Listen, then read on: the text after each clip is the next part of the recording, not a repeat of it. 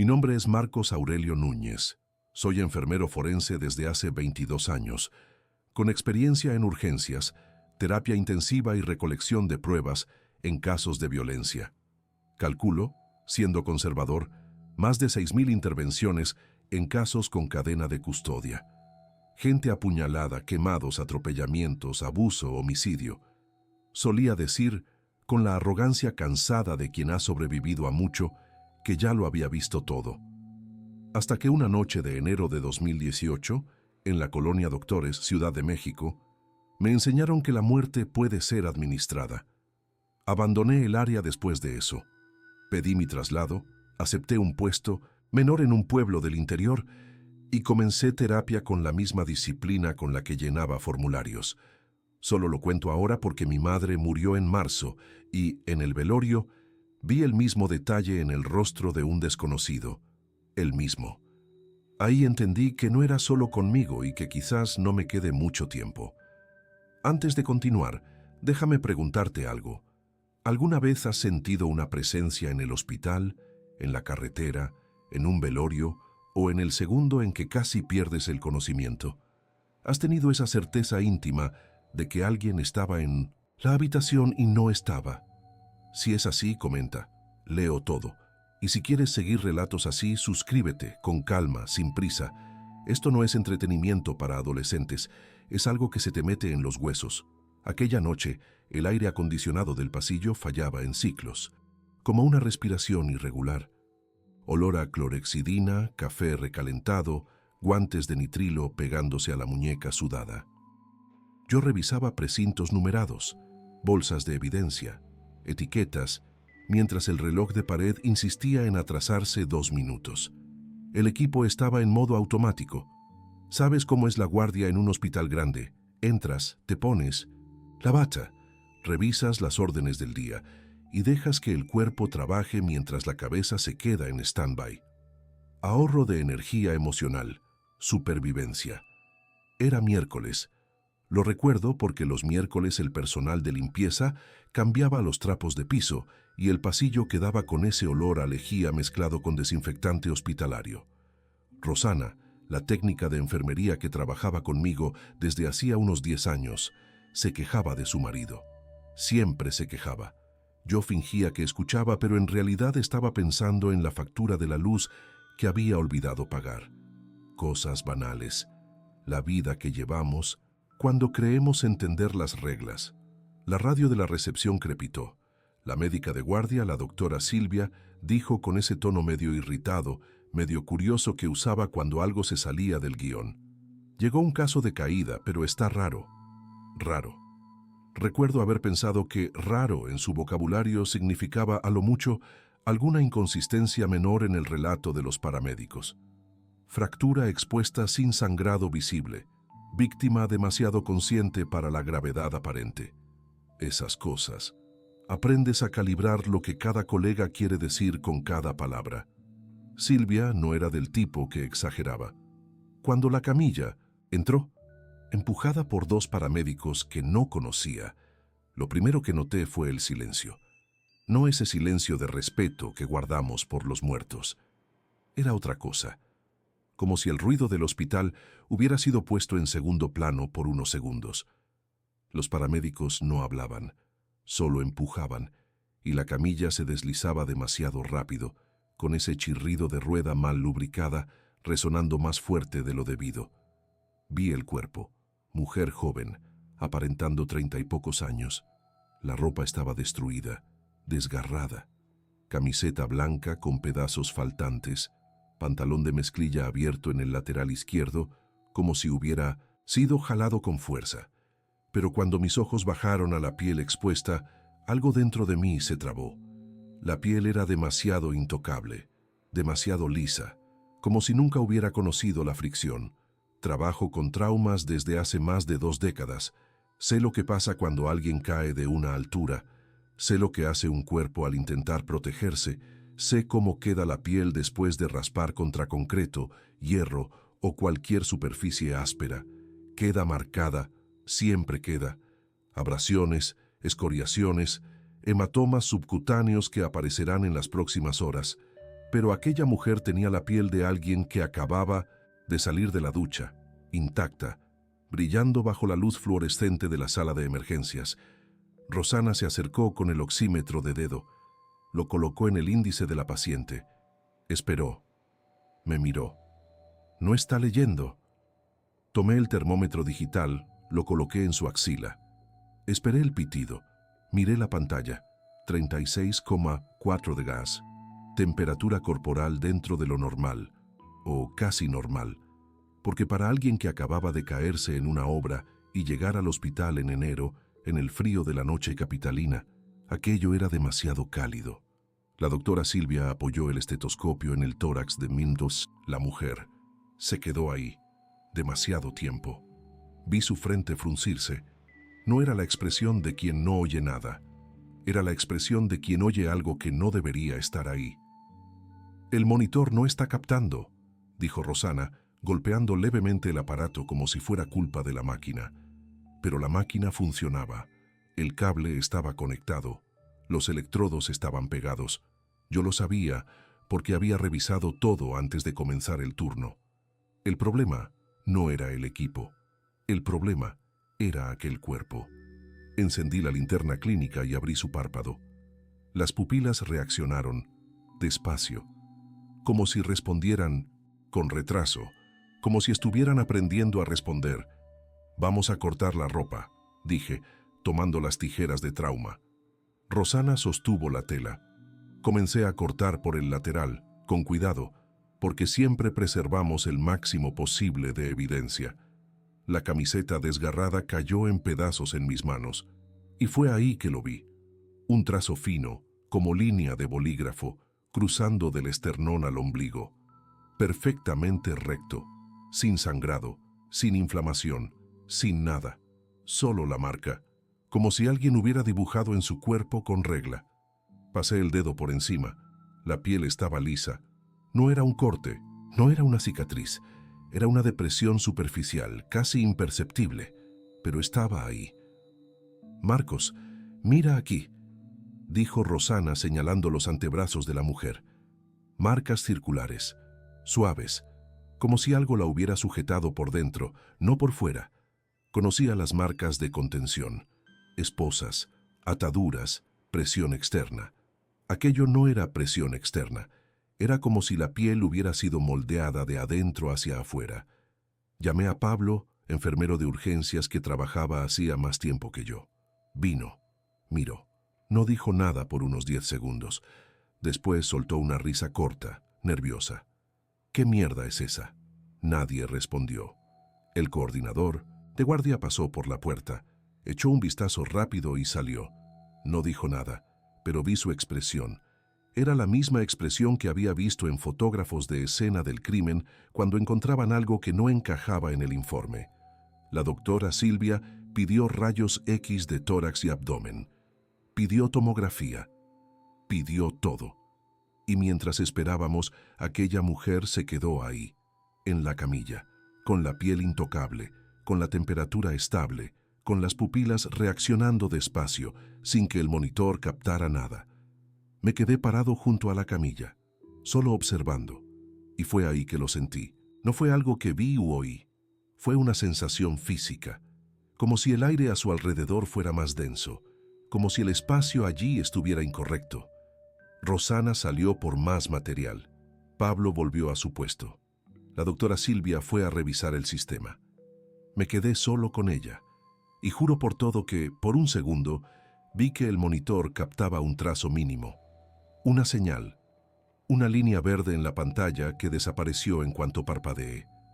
Soy enfermero forense. No creo en fantasmas. No creo en el alma. Creo en el protocolo. Pero aquella noche, por primera vez en 22 años, sentí que el protocolo no iba a ser suficiente. Al final del turno tenía una certeza íntima, fría y pesada. Aquel caso no cabía en 22 años de rutina. Sin documento, sin nada. El bombero que trajo la ficha tenía prisa. Guardia pesada. Me entregó el papel arrugado en la mano y salió antes de que pudiera preguntar cualquier cosa. Miré la ficha. Nombre, en blanco. Edad estimada, 32 años. Dirección, no informada. Circunstancia, caída de altura, obra pequeña cerca de la autopista urbana. Empleada subcontratada, sin más detalles. Era un caso rutinario en el Pinto sin papel. De esos que atiendes y ya sabes los siguientes pasos: preservar evidencias, fotografiar, documentar, esperar al forense si es óbito, esperar a la familia si hay identificación. Simple, mecánico, seguro. Solo que nada en aquel cuerpo era simple. Su bolso estaba allí en una silla junto a la camilla. Bolso negro, sintético, sin marca. Lo abrí. Dentro había una cartera vacía, sin dinero, sin identificación, sin foto. Había un pañuelo de papel doblado, un bolígrafo azul y un pedazo de papel con un número de teléfono escrito a mano. Solo eso. Intenté llamar al número 3 veces. Solo salía el buzón de voz. Ningún mensaje grabado, solo ese pitido automático. Rosana volvió con el material de recolección. ¿Hacemos el protocolo completo? Asentí. Protocolo completo significaba todo: fotos técnicas con escala, angulación estandarizada, iluminación adecuada, recolección de vestigios bajo las uñas, en la ropa, en la piel, preservación de todas las evidencias en bolsas numeradas y selladas, registro de cada detalle con horario exacto. Era lo que yo hacía bien, era lo que me mantenía cuerdo. Coloqué el oxímetro de nuevo. Nada. Verifiqué los electrodos del monitor cardíaco. Todo correcto. Pero la pantalla continuaba en línea recta, esa línea verde, sin movimiento que asociamos con la ausencia de vida. Tomé la cámara. Empecé por las fotos generales: cuerpo entero, ángulo superior, lateral. Luego me acerqué. Enfoqué en el trazo que cruzaba del esternón al ombligo. Tomé 10 fotos con escalas diferentes. Medí la marca con cinta métrica. 23 centímetros. Perfectamente recta. Precisión quirúrgica, pero sin corte. La doctora Silvia entró de nuevo. Los exámenes de imagen van a tardar. Estoy pidiendo prioridad, pero el tomógrafo está ocupado. Mientras tanto, hagamos lo básico. Tomó el estetoscopio, lo apoyó en el tórax, esperó, cambió de posición, lo apoyó de nuevo, frunció el ceño. Hay algo aquí, pero no es un latido. ¿Cómo así?, pregunté. Es como si hubiera un eco o una vibración, algo que responde cuando toco, pero no es ritmo cardíaco. Nunca había escuchado a Silvia hablar así. Ella era objetiva, técnica. No usaba palabras como eco o vibración para describir signos vitales.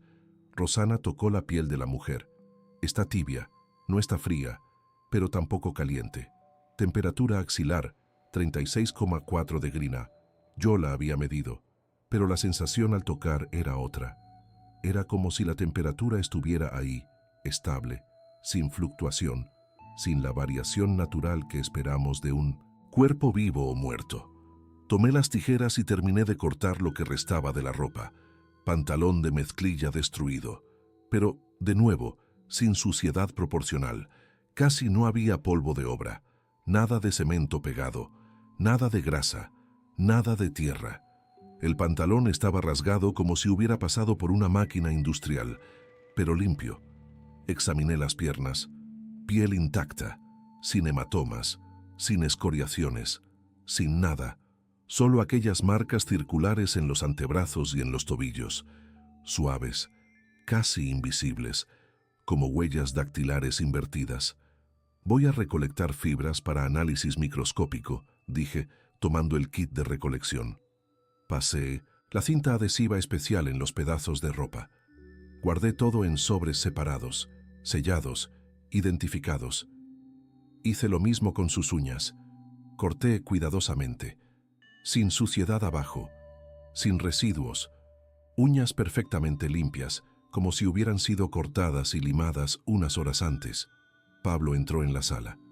¿Y bien? ¿Ya la identificaron? Nada todavía, respondí. Sin identificación, sin celular, sin nada. Se acercó a la camilla, miró. Para una caída, está demasiado perfecta. Fue exactamente eso lo que pasó por mi cabeza, pero que no había logrado verbalizar hasta escucharlo decirlo. Demasiado perfecta. como si alguien hubiera montado un cuerpo humano basándose en fotos de anatomía, pero sin pasar por la vida real. La tomografía tardó 2 horas. Cuando llegó el resultado, la doctora Silvia leyó en silencio. Vi su expresión cambiar. No fue sorpresa, fue algo peor, confusión. «No hay fracturas», dijo sin quitar los ojos del monitor. «¿Ninguna?», pregunté. «Ninguna compatible con caída de altura, ni microfracturas, ni fisuras, nada. Y no hay hemorragia interna, no hay edema, no hay nada». Me acerqué, miré las imágenes. Esqueleto intacto, órganos sin lesión, todo perfectamente posicionado, como si el cuerpo nunca hubiera pasado por un trauma. «¿Y el cráneo?», pregunté. «Limpio, sin impacto, sin sangrado». Rosana cruzó los brazos. «¿Entonces no se cayó? ¿Fue qué? ¿Un montaje?». Nadie respondió, porque sabíamos que no era un montaje. La ropa estaba destruida, las marcas estaban allí, pero el cuerpo rechazaba la lógica del trauma. El coordinador volvió. Esta vez se quedó más tiempo. Miró las imágenes, miró la ficha, miró a la mujer. «Vamos a preservar todo, documentación completa, y vamos a intentar encontrar a la familia». Salió, y por primera vez en años vi a Pablo sin respuesta. Se quedó ahí, parado, mirando a la mujer en la camilla, como si esperara que ella despertara y explicara lo que estaba pasando. Volví a la recolección de vestigios. Pasé la lupa por las fibras de la ropa, y fue ahí que vi algo que me heló la sangre. Las fibras tenían patrones repetitivos, microtramas geométricas, como si hubieran sido fabricadas con precisión industrial, no desgastadas por uso real. Había visto fibras rasgadas, quemadas, desgastadas por fricción, pero nunca había visto fibras que parecieran haber sido creadas ya rasgadas. Guardé las muestras, sellé todo, registré el horario. Y continué trabajando como si fuera posible encajar aquello en el protocolo. Pero en el fondo, de mi cabeza, una voz que no quería escuchar comenzó a susurrar: «Esto no es humano». Lo ignoré, porque ignorar era más fácil que aceptar. 3 días después, apareció una identificación oficial: INE, CURP y dirección. Nombre completo: Elena Cristina Almaraz, nacida en 1986, residente en la colonia Narvarte. El documento era reciente. Emisión de 2017. Su foto: perfecta, sin desenfoque, sin imperfección. Llamé a la dirección registrada. Una mujer contestó. Dijo que no conocía a nadie con ese nombre. Dijo que vivía ahí desde hacía 10 años y nunca oyó hablar de esa persona. Insistí. Colgó. Fui hasta la dirección. Un edificio pequeño con portero. Pregunté. El portero miró el nombre, miró la foto, negó con la cabeza. Nunca la he visto. Llamé a la empresa subcontratista que constaba en la ficha. Registro fiscal regular. Permisos al día. Contestaron al primer tono. Pregunté por Elena Cristina Almaraz.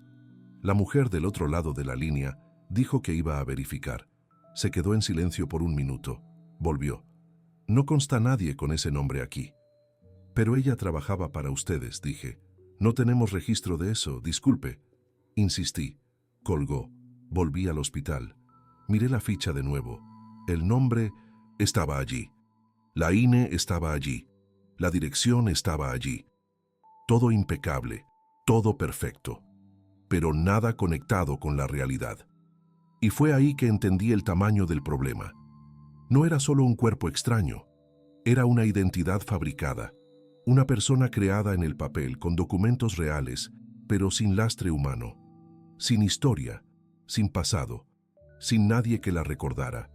Comencé a anotar todo: nombres, fechas, detalles, todo lo que veía, lo escribía, porque ya sentía que, en algún momento, alguien iba a intentar borrar esto.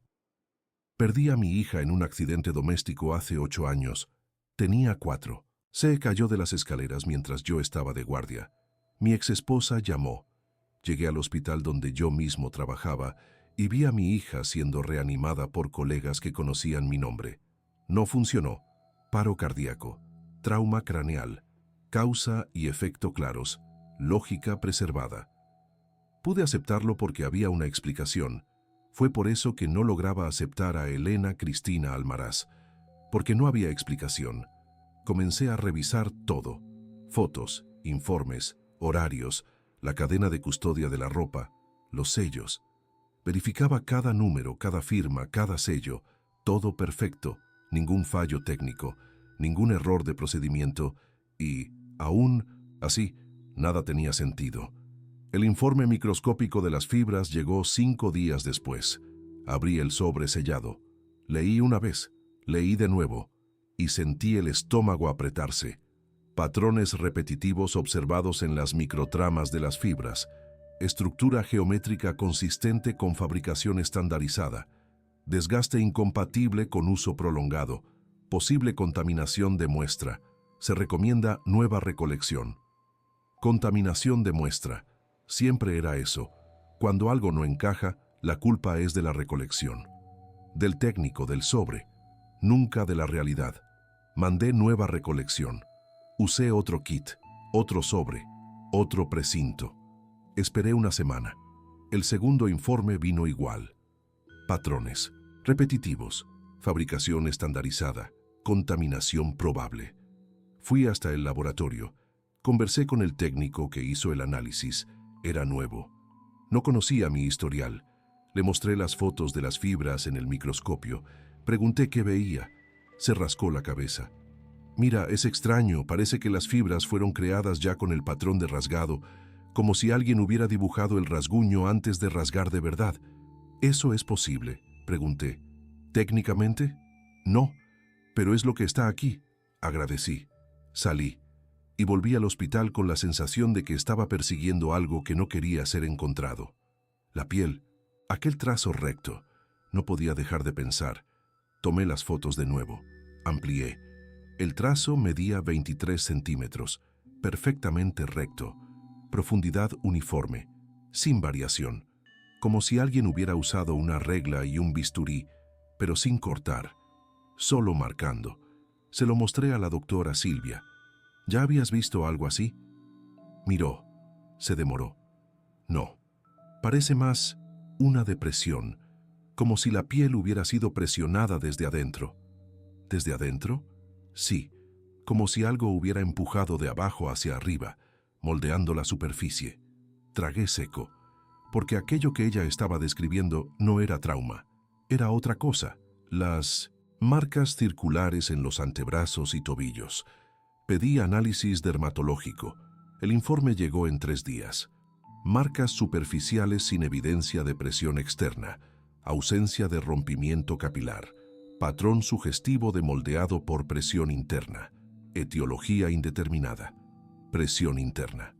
De nuevo, comencé a investigar casos similares.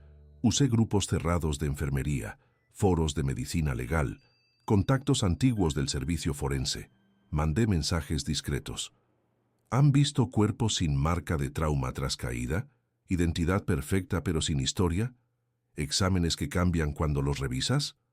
Las respuestas comenzaron a llegar, despacio, en mensajes privados, siempre con el mismo tono de cautela. Un enfermero, de Monterrey. Tuve un caso así en 2015. Mujer encontrada en carretera, sin identificación, piel intocada, examen médico legal limpio. La familia apareció 3 días después, pero nadie la recordaba bien.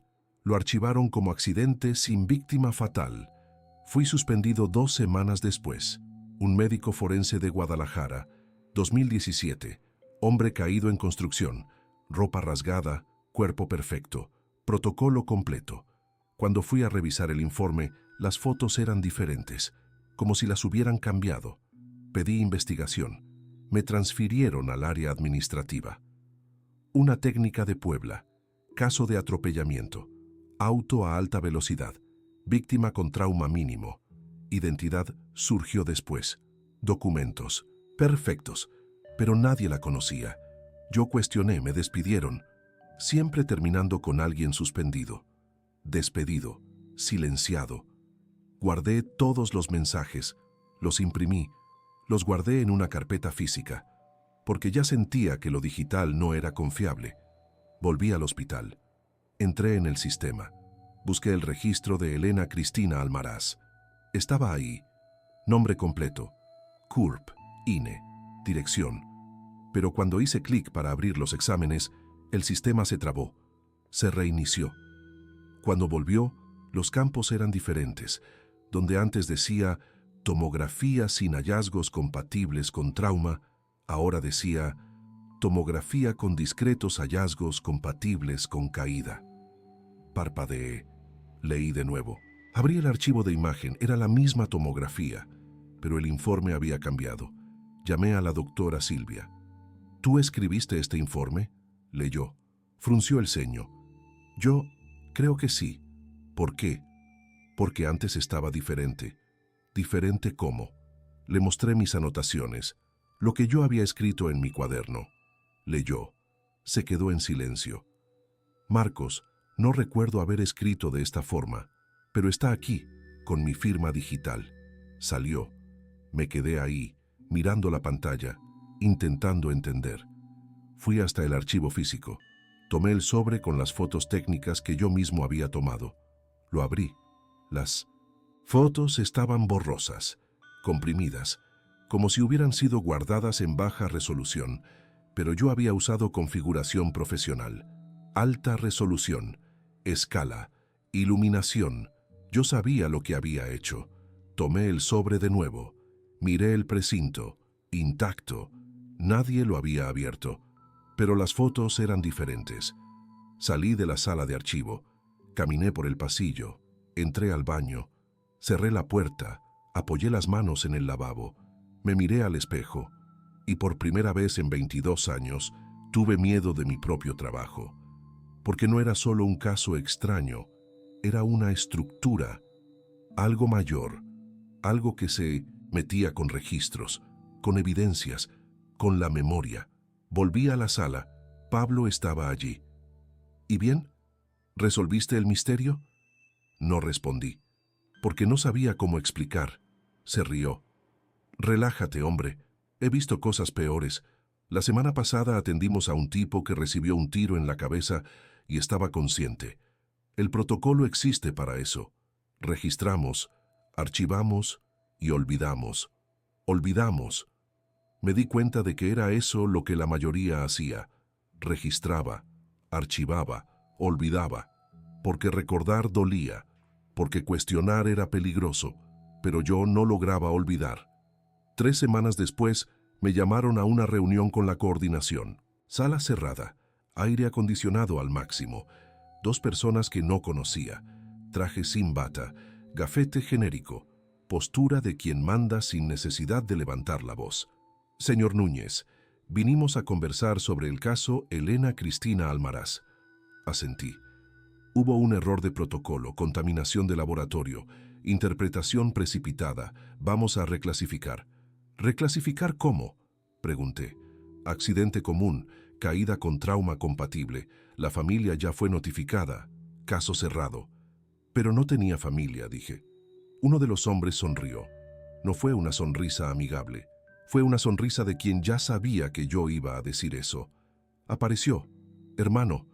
Reconoció el cuerpo. Firmó los papeles. Todo resuelto. Quise preguntar dónde estaba ese hermano. Quise preguntar por qué no apareció antes.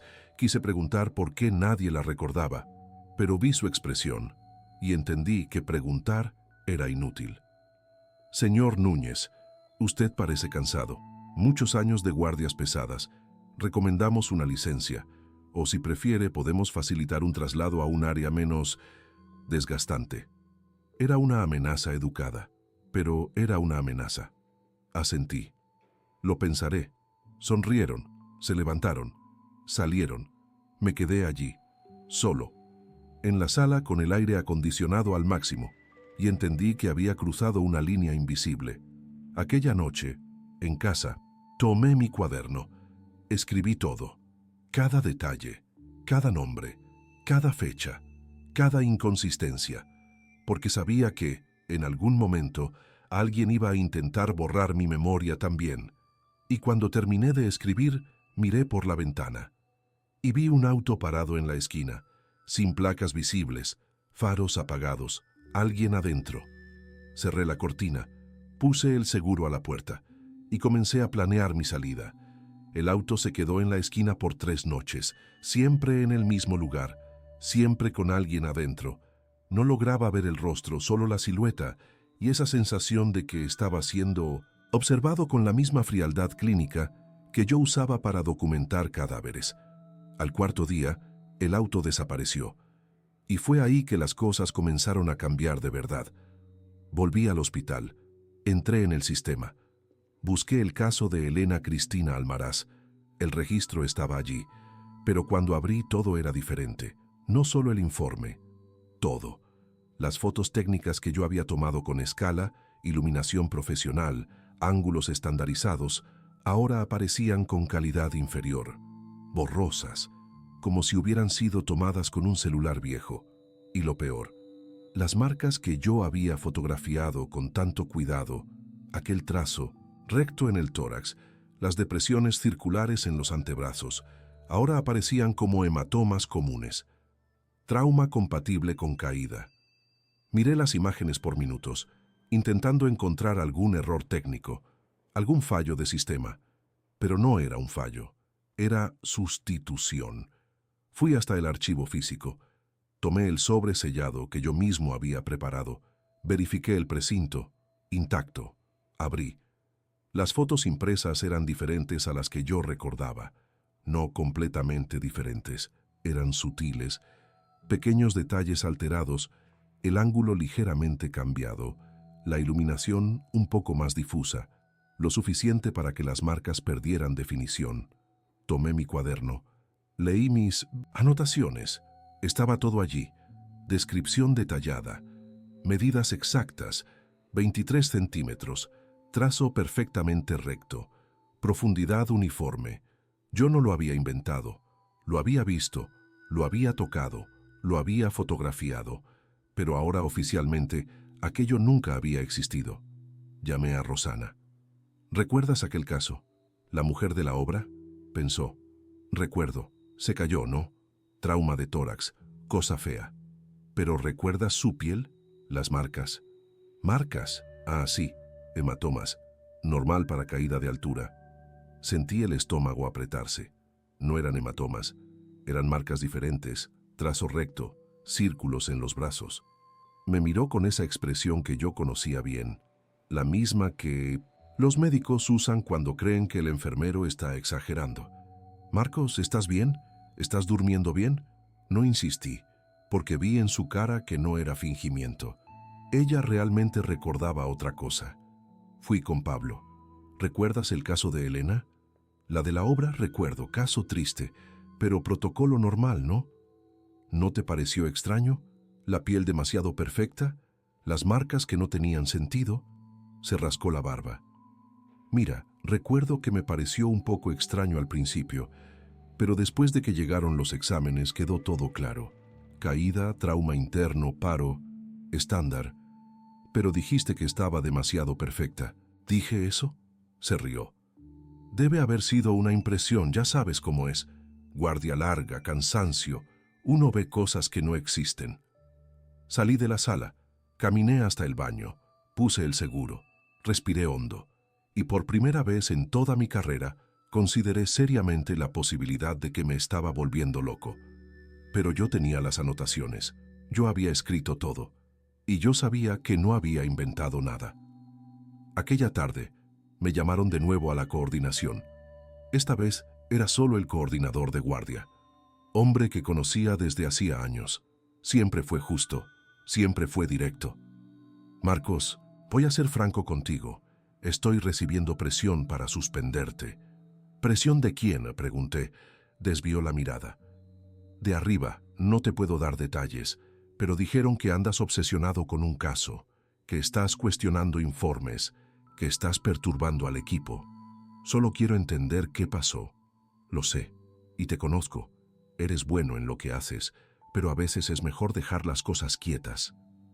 ¿Dejar quietas o dejar que las borren? Suspiró. Marcos, no sé lo que viste, o lo que crees que viste, pero te voy a dar un consejo como amigo. Acepta la licencia. Tómate unos meses. Descansa. Vuelve cuando todo esto haya pasado. ¿Y si no quiero? Entonces te van a obligar, y será peor. Asentí, agradecí, salí, pero sabía que no iba a desistir, porque desistir significaba aceptar que la realidad podía ser reeditada, y no estaba listo para eso. Comencé a percibir otros detalles, pequeños, pero sistemáticos, cámaras de seguridad que no grabaron el día que Elena ingresó, puertas con control de acceso que no registraron quién pasó, relojes de pared desfasados por minutos, siempre minutos, como si el tiempo hubiera sido ajustado pero no perfectamente. Fui a seguridad, pedí las grabaciones. El empleado verificó. Mira, aquí dice que hubo fallo en el servidor aquel día. Perdimos unas 4 horas de grabación. ¿Solo de aquel día? Sí. Coincidencia, ¿no? No era coincidencia. Pero no dije nada. Volví a casa. Encendí la computadora.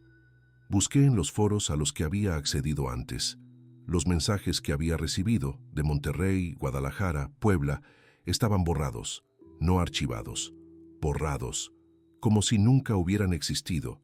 Yo los había guardado, los había impreso. Tomé la carpeta, estaba vacía. Busqué en la basura, nada. Busqué en todos lados, nada.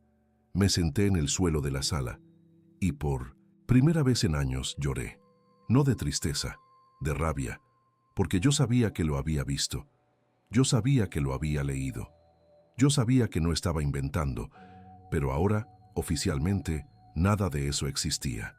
Me levanté, tomé un cuaderno nuevo y comencé a escribir de nuevo, todo, cada detalle, cada nombre, cada fecha, solo que esta vez escondí el cuaderno dentro de una caja de herramientas en el sótano, debajo de clavos oxidados que nadie tocaba desde hacía años.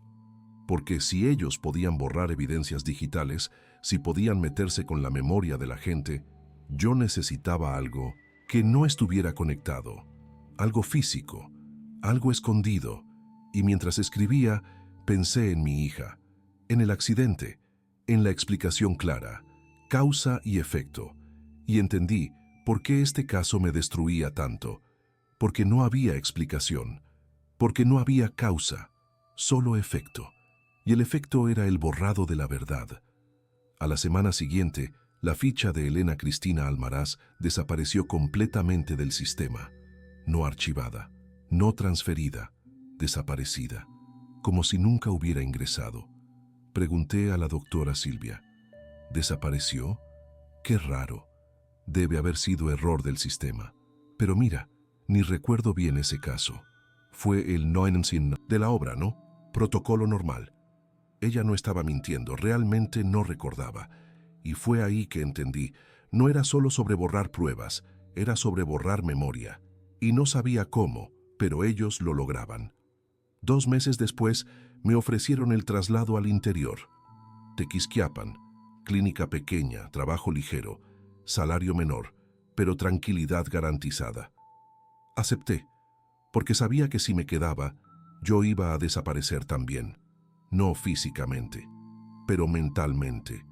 Mi memoria iba a ser ajustada, mi pasado iba a ser reescrito, e iba a despertar un día sin recordar por qué había entrado a la enfermería. No quería eso. Entonces acepté el traslado, firmé los papeles, inicié el trámite y planeé mi salida. Pero antes de irme, volví al hospital una última vez, de noche, cuando el equipo era reducido.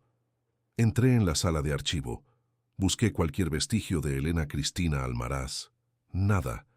Pero cuando estaba saliendo lo vi, en la esquina de la sala. Un sobre, sin identificación, sin precinto. Lo abrí. Dentro había una foto. No era de las que yo había tomado. Era otra, tomada desde arriba, ángulo imposible, como si alguien hubiera fotografiado desde un punto más alto que el techo. Y en mí no nos entonces. La foto yo veía la sala de urgencias, la camilla, a Elena, y a su lado 4 figuras. No eran médicos, no eran enfermeros, eran siluetas, sin rostro definido, solo contornos, y estaban haciendo algo con su cuerpo, algo que no lograba identificar, pero que me hizo sentir un frío que no venía del aire acondicionado. Guardé la foto, salí, y nunca más volví. Aguanté 2 meses más en la ciudad, octubre de 2018. El aire ya comenzaba a enfriarse. Las calles continuaban ruidosas, el hospital continuaba lleno, y yo continuaba trabajando, pero diferente, como si estuviera empujando mi propio cuerpo a través de la rutina. Despertar, bata, guardia, protocolo, volver a casa, dormir mal, repetir. El traslado estaba aprobado. Era solo cuestión de finalizar unos papeles, recoger mis documentos, hacer la transición. Estaba contando los días, no por ansiedad, por necesidad de supervivencia, porque cada día en aquel hospital era un día más expuesto a algo que no entendía. Fue en una mañana común que la vi. No fue en sueños, no fue en delirio, no fue en una sala oscura de la morgue. Fue en el pasillo del hospital, cerca de la cafetería, donde el olor a pan tostado se mezcla con alcohol en gel y café recalentado. Estaba de pie, calmada, mirando un panel de turnos electrónico como quien espera atención médica. Ropa común, pantalón de mezclilla, blusa blanca, cabello recogido, la misma edad aparente, 30 y pocos, la misma piel sin historia. Me detuve, el corazón latiendo mal dentro del pecho, como si hubiera olvidado el ritmo correcto. Por un segundo pensé que estaba viendo cosas, cansancio, estrés, trauma acumulado. Pero no, ella estaba allí, real, sólida, respirando. Me acerqué, despacio, con las piernas temblando de una forma que no sentía desde la muerte de mi hija, y cuando llegué lo suficientemente cerca para ver los detalles, lo vi, el trazo. Aquel trazo fino, casi invisible, en el cuello, como una línea que solo aparece cuando la luz correcta la golpea. Ella giró el rostro antes de que yo dijera cualquier cosa, como si ya supiera que yo estaba ahí, como si estuviera esperando. Su mirada no tenía amenaza, no tenía rabia, no tenía nada emocional, tenía evaluación, como si yo fuera un paciente en observación y ella estuviera revisando signos vitales. Abrí la boca. Nada salió, porque no sabía qué decir. Deberías estar muerta. Sonaba ridículo. Te vi en la morgue. Sonaba más ridículo aún. Entonces solo me quedé allí, parado, mirando. Ella sonrió. No fue una sonrisa de burla, fue una sonrisa profesional. Como enfermera sonríe a paciente nervioso. Marcos Aurelio Núñez, dijo. Mi nombre completo, con pronunciación perfecta. Enfermero forense, 22 años de carrera, experiencia en terapia intensiva, urgencias, recolección de pruebas, más de 6.000 intervenciones en cadena de custodia. Tragué seco. ¿Quién eres? Elena Cristina Almaraz, al menos ese era el nombre en el documento que registraste. Estabas muerta. Estaba en proceso, diferente. ¿Proceso de qué? Miró alrededor. El pasillo estaba vacío. Hora extraña, entre turnos. Ese momento en que todo el mundo está o atendiendo o almorzando. Señaló un banco cercano. ¿Podemos conversar? Debería haber salido corriendo. Debería haber llamado a seguridad. Debería haber gritado. Pero no hice nada de eso, porque necesitaba saber. Entonces me senté. Ella se sentó a mi lado. Dejó un espacio entre nosotros, respetuoso, profesional. El cuerpo que atendiste, comenzó con voz calmada, casi didáctica. Era una forma, una prueba de tolerancia del sistema. Nosotros necesitamos entender hasta qué punto las estructuras humanas logran procesar inconsistencias sin colapsar. Los hospitales son ideales para eso. Ambiente, controlado, protocolos rígidos, gente entrenada para documentar y no cuestionar. ¿Nosotros quiénes?, pregunté. Lo ignoró. Fuiste seleccionado porque tienes un perfil específico, observador, detallista, resistente a aceptar versiones preparadas y, más importante, emocionalmente marcado. La muerte de tu hija te dejó obsesionado por causa y efecto. No logras aceptar huecos en la explicación. Eso te vuelve un buen medidor. Sentí rabia, por primera vez, no miedo, rabia. ¿Medidor de qué? ¿De cuánto aguanta la realidad ser doblada sin romperse? Me levanté. Ella continuó sentada, calmada. Las evidencias, continuó, son variables ajustables cuando tienes acceso al lugar correcto. Documentos, fotos, informes, memorias. Todo puede ser calibrado, pero siempre hay resistencias. Personas como tú, que insisten en recordar lo que vieron, que anotan, que cuestionan. Por eso fuiste mantenido consciente. Tu reacción era parte del experimento. ¿Experimento para qué? Para entender los límites de la maleabilidad perceptiva en ambientes institucionales. ¿Cuántas veces podemos cambiar una prueba antes de que alguien desista de confiar en su propia memoria? ¿Cuánto tiempo hasta que la narrativa oficial se vuelva más cómoda que la verdad vivida? Me senté de nuevo. Las piernas no aguantaban más. ¿Por qué contarme esto ahora?, pregunté. Porque ya pasaste la prueba.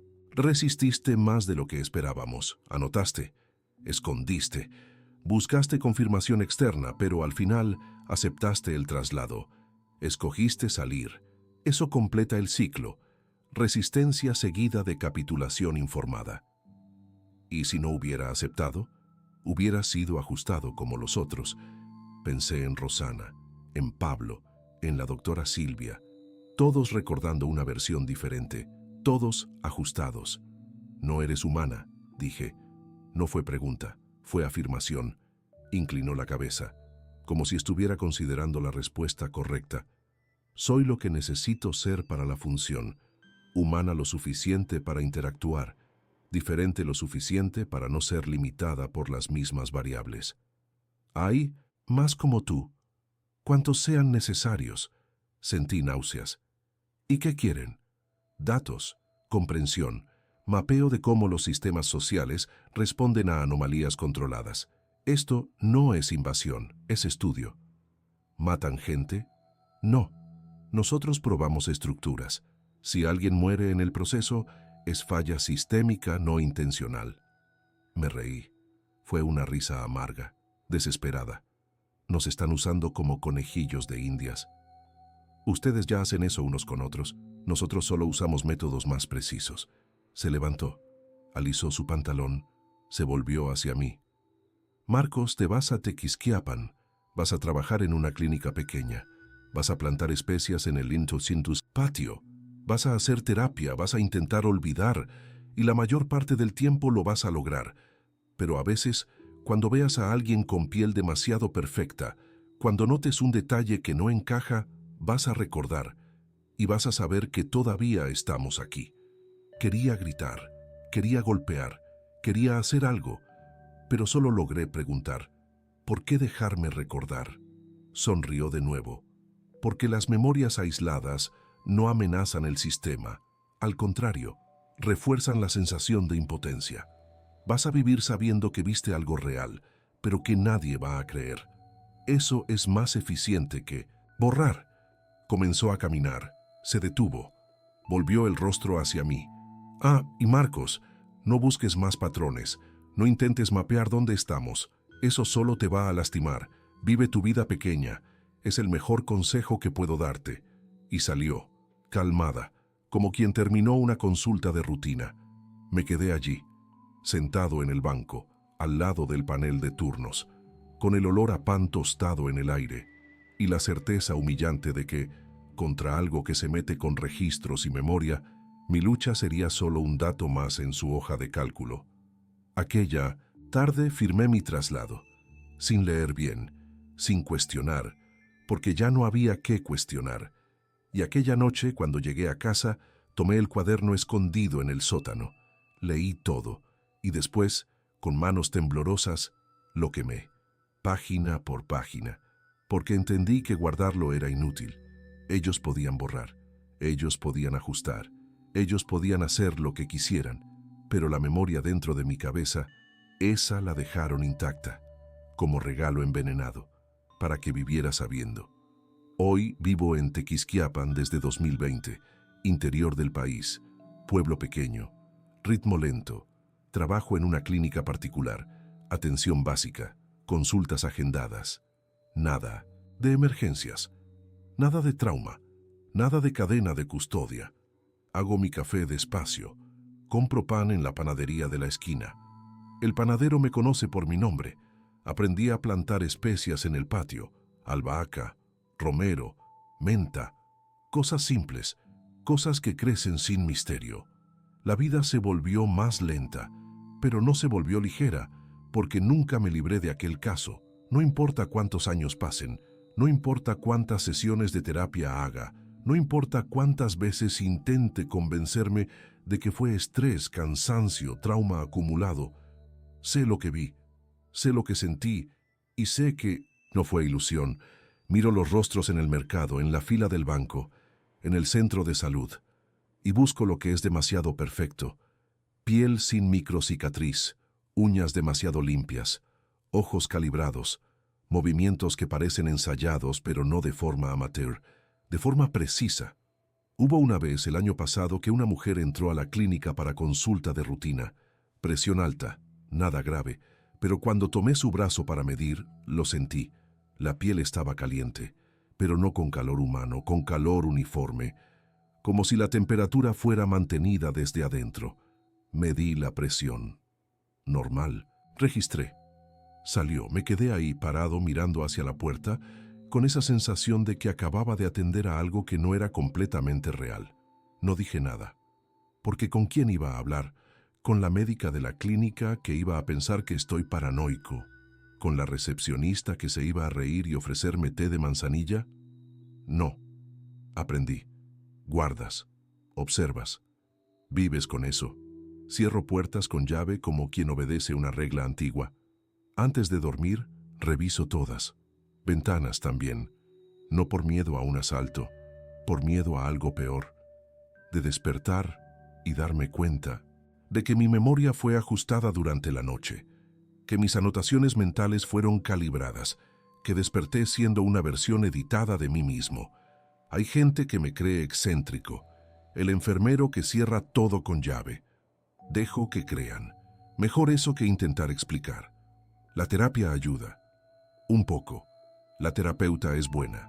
No juzga, pero sé que ella cree que es TPT. Trauma postmuerte de la hija. Burnout de la profesión. Nunca usa esas palabras, pero lo veo en sus ojos. Y está bien, porque no puedo contar la verdad. No puedo decir que vi un cuerpo que no era cuerpo, que conversé con una mujer que no era mujer, que existen cosas ajustando la realidad tras bambalinas. Entonces hablo de cansancio, de exceso de guardias, de malos recuerdos, y ella anota, y me pasa ejercicios de respiración, y yo los hago, porque ayuda a dormir, y dormir, aunque sea mal, es mejor que quedarse despierto recordando. Mi madre murió en marzo de este año. Cáncer. Fue rápido. 2 meses entre el diagnóstico y el fin. La cuidé, la llevé a las consultas, me quedé en el hospital, acompañé todo el proceso, y cuando llegó el velorio, fui. Estaba lleno. Familia, amigos, vecinos, gente que no veía hacía años, y fue allí donde lo vi. Un hombre, de traje, parado en la esquina, sin saludar a nadie, solo observando, y cuando la luz golpeó su rostro, lo vi. El mismo detalle, aquel trazo fino, casi invisible, en el cuello. Me helé. Me quedé parado, mirando. Él se dio cuenta. Giró el rostro y salió, sin prisa, sin disculpa. Solo salió. Quise correr detrás, quise gritar, quise preguntar qué estaba haciendo allí, pero no hice nada. Porque entendí, no era sobre mi madre, era sobre mí, era para que yo supiera que ellos todavía están por ahí, que no olvidaron, que continúo siendo observado. Y fue ahí que entendí que no era solo conmigo, que aquello que vi en 2018 no fue caso aislado. Es estructura, es sistema, y está en todo lugar. Ahora quiero hablar contigo, tú que ya viviste demasiado para aceptar una explicación preparada, tú que ya pasaste los 35 y sabes que la vida tiene capas que no discutimos en público. Respóndeme, con sinceridad. ¿Alguna vez has despertado en un hospital y sentido ¿Que alguien había arreglado tu memoria? Como si recordaras dos versiones diferentes del mismo día. ¿Has visto a un desconocido en un velorio que parecía no pertenecer a la escena? Alguien que estaba allí solo recolectando datos, sin emoción real. ¿Has pasado por una carretera y tenido la impresión de que el tiempo saltó algunos minutos? Como si te hubieras apagado por segundos y despertado más adelante. ¿Has encarado un cuerpo o un casi cuerpo y sentido que faltaba historia? Que la persona era demasiado perfecta, demasiado limpia, sin las marcas que deja la vida. ¿Has tenido un detalle que volvió años después en otro lugar como una firma? Un trazo, fino, una marca circular. Algo que juraste haber visto antes. Si alguna de estas preguntas te golpeó, comenta. Cuéntalo a tu manera. Puede ser vago, puede ser detallado. No importa. Aquí nadie te va a llamar loco, porque yo también lo vi, y sé que hay más gente que vio. Y si quieres oír más relatos de gente adulta que también vio lo imposible y se quedó cargando eso sola, suscríbete, sin prisa, sin presión. Esto no es entretenimiento para quien quiere sustos baratos, es para quien ya sabe que el mundo tiene grietas y que en esas grietas hay gente o cosas operando. Voy a cerrar con una frase simple, porque es la única que no cambia cuando reeditan el resto. Ellos todavía están por ahí, y la parte más aterradora es como todo continúa normal. Vas a trabajar, pagas cuentas, haces las compras, ves las noticias, y mientras tanto, en algún hospital, en alguna carretera, en algún velorio, ellos continúan probando, ajustando, recolectando datos, y la mayor parte de las personas ni se da cuenta, porque fue calibrada para no darse cuenta. Pero tú te diste cuenta, o te vas a dar cuenta, y cuando te des cuenta, vas a entender por qué salí del área, por qué acepté una vida menor, más simple, lejos de donde las cosas suceden, porque luchar contra algo que edita la realidad no es heroísmo, es suicidio. Entonces, vivo, planto albahaca, tomo café despacio, converso con el panadero, y de vez en cuando veo a alguien con piel demasiado perfecta, finjo que no vi, bajo la cabeza y sigo adelante, porque sé que me están dejando vivir, no por bondad, por conveniencia, porque una memoria aislada no amenaza el sistema. Al contrario, refuerza la sensación de impotencia, y la impotencia silenciosa es exactamente lo que ellos quieren. Pero si leíste hasta aquí, ya sabes demasiado. Y si te reconociste en alguna de estas preguntas, tú también estás en la lista. No como amenaza, como dato, como variable observada. La única diferencia es que ahora sabes. Y saber sin poder hacer nada es el terror más duradero que existe. Buena suerte, la vas a necesitar.